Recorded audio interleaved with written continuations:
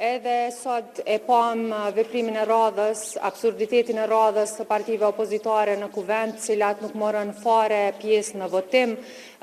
në formimin e komisionit I cili e mundson votimin e fshet, njëjtë si vepruan para disa javësh kur nuk votonin raportin verifikues të komisionit për verifikimin e mandateve,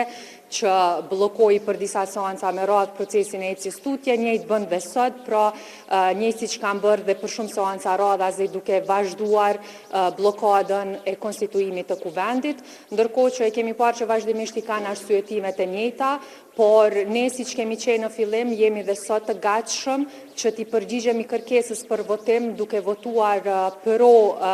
këtij formimit të këtij komisioni. Kjo është e drejtë ekskluzive e lëvizjes vetëvendosje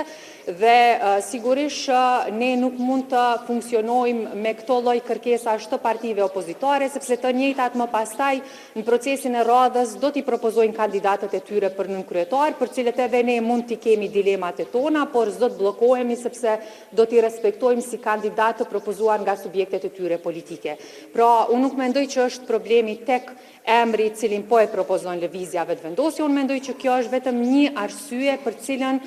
pra pas së cilës po qëndron opozita duke thënë që ne nuk e votojmë zonjën Haxhiu dhe si rezultat nëse po doni të ecim përpara ndryshojeni emrin. Po, ne nuk mund të futemi në këto lloj kërkesash të partive opozitare, sepse jemi subjekti që ka fituar zgjedhjet e 9 shkurtit me 42% dhe e kemi të drejtën ekskluzive për të propozuar kandidatin që ne brenda organizatës dakordohemi.